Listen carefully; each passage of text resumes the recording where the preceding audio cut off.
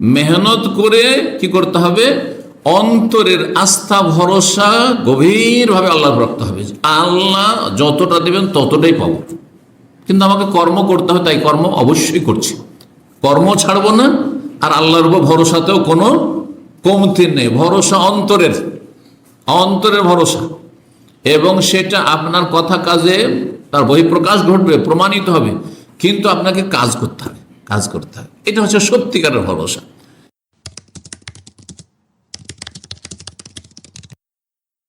আল্লাহর ওপর সত্যিকার অর্থে ভরসা রাখা। কেন শুধু ভরসা রাখা বললাম না, সত্যিকারের ভরসা রাখা। সত্যিকারের ভরসা একটা সংজ্ঞা আছে। সত্যিকারের ভরসা মানে কর্মহীনতা না, যে কাজ কাম করবো না, হ্যাঁ আল্লাহ এমনি চাল ফেড়ে দিয়ে দেবেন। চাল ফেড়া পর্যন্ত বুঝেন না, ঘরের চাল আগে হইতো, তো এমনি দিয়ে দেবেন না। এসছি বিদেশে, চলে এসছি, কিন্তু ঘুমিয়ে থাকবো আর রিয়াল চলে আসবে, আসবে নাকি? কর্মহীনতা। কোনো রোজি নিয়ে আসবে না? কর্ম উঠাইতে হবে, কাজ করতে হবে। তাহলে হ্যাঁ, আপনি চাকরি করার মতো লোক হলে চাকরি তলাশ করতে হবে। আচ্ছা, চাকরি যেমন পাওয়া যাচ্ছে, যেমন ডিমান্ড, সেরকম কাজ শিখতে হবে আপনাকে। কিছুই জানেন না, যেখানে যাচ্ছেন কি জানো, কিছু জানি না, তাহলে যেমন অবস্থা তেমন ব্যবস্থা। আপনার যেমন আপনার অবস্থা, যোগ্যতার অবস্থা, তেমন আপনার চাকরির ব্যবস্থা হবে। জি, তো কি বলছিলাম, সত্যিকারের তাওয়াক্কুল মানে কর্মহীনতা না। হ্যাঁ, অকেজো হয়ে বসে থাকবেন না, কর্মঠ মেহনতি হইতে হবে। আর মেহনতি মানে মেহনত করলেই যে আমি একবারে অনেক সুখী হয়ে যাব এইটাও না, কিন্তু এটাও তাওয়াক্কুল পরিপন্থী। এর বিপরীত, যদি কাজ না করেন আর আল্লাহ ভরসা, সব সময় দোয়া কালামে লেগে থাকেন, খেতে পাবেন না, না মোটেই না। নবী সাল্লাল্লাহু আলাইহি ওয়াসাল্লাম প্রচন্ড ক্ষুধার্ত হয়েছেন, রোদের সময় দুপুর বেলায়, তখন বেরিয়ে গেছেন, আনসারীর বাগানে গেছেন, তো যেতে হয়েছে। তারপরে নবী সাল্লাল্লাহু আলাইহি ওয়াসাল্লামের বদর, ওহদ, খন্দক, যতগুলি যুদ্ধ, আল্লাহ ভরসা, মদিনার এই গর্ত খনন করে ঘেরাও করব না, আল্লাহ কাফেরদের প্রতিহত করবেন, করেছেন নাকি? না, নবী সাল্লাল্লাহু আলাইহি ওয়াসাল্লাম সাহাবায়ে কেরামদেরকে নিয়ে পরীক্ষা খনন করেছেন, গর্ত খনন করে মদিনা ঘেরার ব্যবস্থা করেছেন, যাতে কাফেররা ঢুকে না যেতে পারে বাড়িতে বাড়িতে। আরে মেহনত করতে হয়, কঠিন পরিশ্রম করেছেন, কঠোর পরিশ্রম করেছেন, পরিশ্রম করে আল্লাহর ভরসা, ভরসার প্রমাণ শোনেন। নবী সাল্লাল্লাহু আলাইহি ওয়াসাল্লাম মক্কার কাফেরদের সামনে থেকে যখন হিজরত করেছিলেন, দিনের বেলা বেরিয়েছেন নাকি? যে বেরিয়ে যাবো দিনে তাদের সামনে, কে কি করছে দেখছি, করেছেন? হ্যাঁ হ্যাঁ, বাঁচাই আল্লাহ, হ্যাঁ কি বলে, মারে কে, এই করে দিনের বেলা বেরিয়েছেন। কখন বেরিয়েছেন? রাতের অন্ধকারে। আচ্ছা, বেরিয়েছেন তো, মদিনা হচ্ছে মক্কা থেকে উত্তর দিকে, কিন্তু নবী সাল্লাল্লাহু প্রথম বেরিয়ে দক্ষিণ দিয়ে গেছেন। কেন? যাতে আল্লাহ সেটা কম হয়। আচ্ছা, বেরিয়ে সাথে সাথে কেন মদিনার রাস্তায় টান দিলেন না? 3 দিন ধরে সৌর পাহাড়ের গুহায় দক্ষিণ দিয়ে গিয়ে থাকেন, মদিনা মক্কার দক্ষিণ দিয়ে গিয়ে থাকছেন, উল্টো দিকে, এমনের দিকে সৌর পাহাড়। যারা সৌর পাহাড় দেখতে গেছেন বা সৌর পাহাড় গুহা দেখতে গেছেন, দক্ষিণ দিকে, উল্টো দিকে যাচ্ছেন, আবার 3 দিন ধরে সেখানে থাকছেন। কেন? যাতে করে তলাশ করতে করতে তারা দেখে আর পাবো না, চলে গেছে, হ্যাঁ হাতের নাগাল থেকে ছুটে গেছে। যখন তল্লাশি কমে যাবে তখন রাস্তা একটু কিনলে তখন বেরোবো। চিন্তা করেছেন? এক একটি কথা চিন্তা করুন। আচ্ছা, তারপরেও 3 দিন পরেও, হ্যাঁ 3 দিনের মধ্যে ওই মক্কার কাফেররা তলাশ করতে করতে গুহার চারপাশে পৌঁছেই গেছে, আর ঘোরাঘুরি করছে।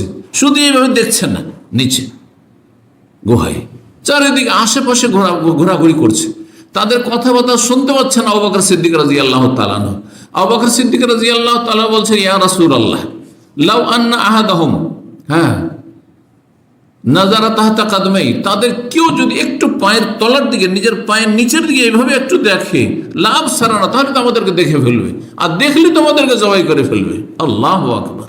চিন্তা করুন আপনি। তাহলে বিচলিত হয়েছেন আবু বকর সিদ্দিক রাদিয়াল্লাহু, বিব্রত হয়েছেন, উদ্বিগ্ন হয়েছেন, পেরেশান হয়েছেন রাসূলুল্লাহ সাল্লাল্লাহু আলাইহি ওয়াসাল্লামের জীবনকে নিয়ে। প্রথমে নিজের জীবনকে নয়, কারণ নিজের জীবনকে কোরবানি করার সব প্রস্তুত আবু বকর সিদ্দিক রাদিয়াল্লাহু তাআলা। কি হবে তাহলে? রসুলকে আমরা হারিয়ে দেবো, তাহলে ইসলামের কি হবে? ইসলাম মুছে যাবে আল্লাহর জমিন থেকে। আল্লাহর দিন তৌহিদ মুছে যাবে, আল্লাহর ইবাদত বন্দি করার কোন লোক থাকবে না। সুবহানাল্লাহ। এই করুণ পরিস্থিতিতে, কত জটিল পরিস্থিতি চিন্তা করুন, একটু এদিকে তাকাইলে তো পেয়ে যায়। ভয়াবহ অবস্থা, কিয়ামতের মতো অবস্থা।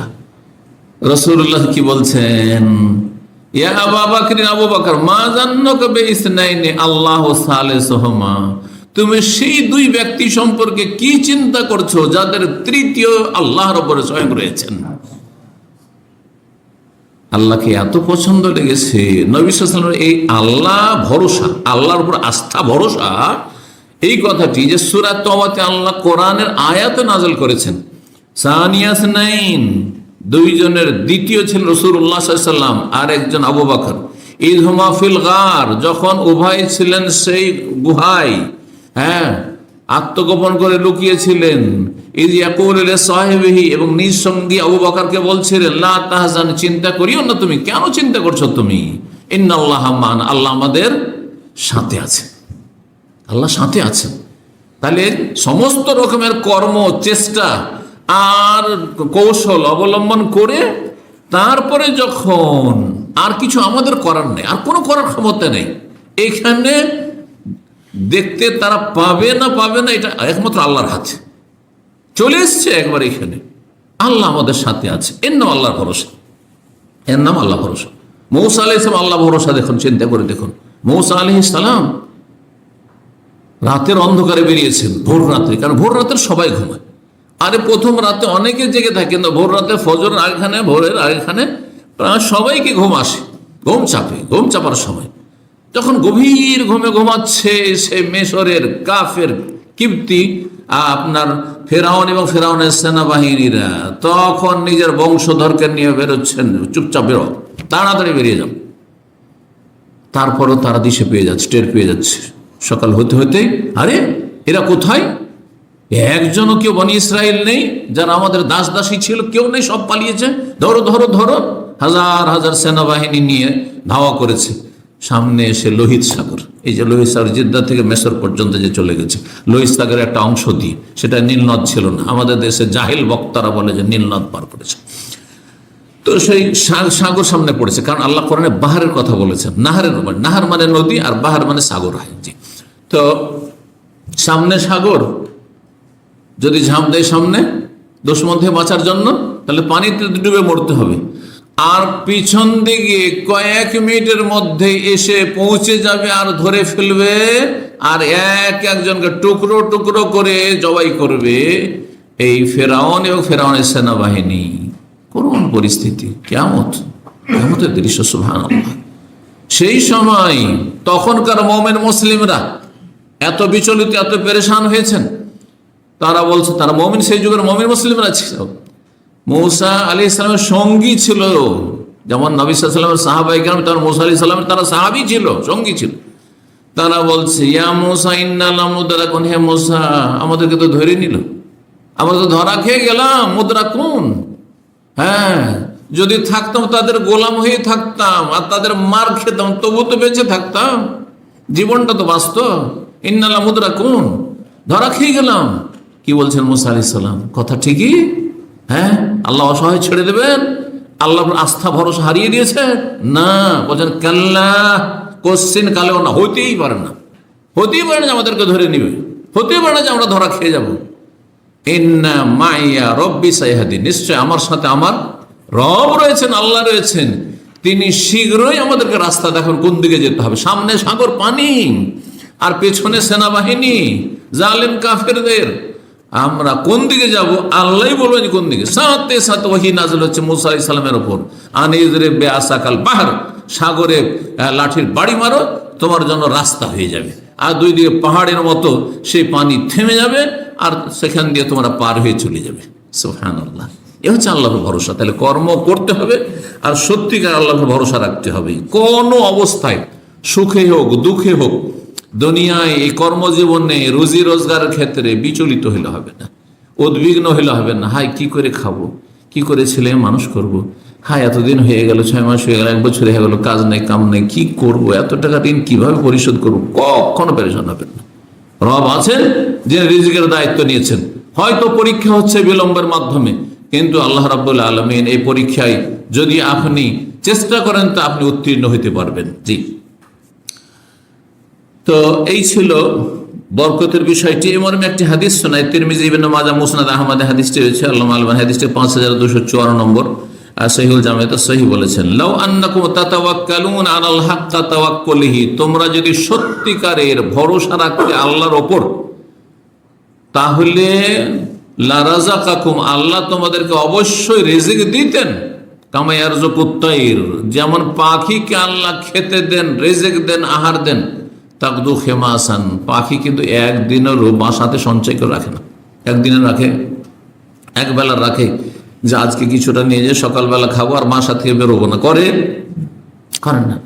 দৈনিক যা পেলো খেয়ে দিয়ে বাস ওইটুকু নিয়ে এসছে, সকাল হইতে হইতে হজম। লা রাযাকাকুম, আল্লাহ তোমাদেরকে রিজিক দেবেন যদি আল্লাহর সত্যিকার ভরসা রাখো। যেমন পাখিকে আল্লাহ রিজিক দিয়ে থাকেন, তাকদু খেমাসান, সকালবেলা যখন বের হয় পাখি বাসা থেকে তখন খালি পেট নিয়ে বেরোয়, পেটে সব কিছু হজম হয়ে গেছে। ও তার বেতান, সন্ধ্যাবেলা যখন পাখি ফিরে আসে বাসায় তখন পেট পুরে, পেট ভর্তি করে, বেতান আর বাতান থেকে পেট ভর্তি করে, হ্যাঁ, গজগজ করছে দানা। কোনো পাখিকে, মুরগিকে ধরে দেখবেন যে গজগজ করছে দানাতে। আল্লাহ তো রিজিক দিয়েছে, কিন্তু মানুষ এত অধৈর্য, হ্যাঁ, মানুষ এত তাড়াহুড়া করে যে প্রতিটি মানুষের কাছে অন্তত 1 মাস, 2 মাস, 4 মাস, 6 মাস খেতে পারবে, অনেকে বছর করে সারা জীবন বসে বসে খেতে পারবে। তারপর হাহাকার অবস্থা। আর যে 2-4 মাস কাজ কাম না থাকে, 2-4 মাসে একটু অসুস্থ হয়ে যায়, তাহলে একেবারে ভেঙে পড়ে। এটিকে আল্লাহর ভরসা হইল না? মোটে আল্লাহর ভরসা না।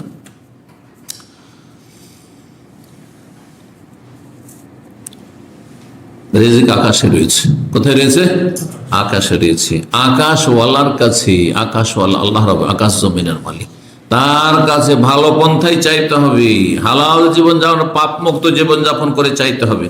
সূরা যারিয়াত আয়াত নম্বর 22-23 আল্লাহ ইরশাদ, অফিস সামাই রিজক, আকাশে তোমাদের জন্য রিজিক রয়েছে। ওমা তুআদুন, তোমাদের সাথে যা ওয়াদা করা হয়েছে, তোমাদের যা প্রয়োজন, তার ফয়সালা, চূড়ান্ত ফয়সালা আকাশে হয়ে থাকে। আল্লাহর উপর সত্যিকারের তাওয়াক্কুল বা ভরসা হল নিজের সর্বোচ্চ মেহনত ও সঠিক কৌশল অবলম্বন করার পর ফলাফলের জন্য তাঁর উপর পূর্ণ আস্থা রাখা।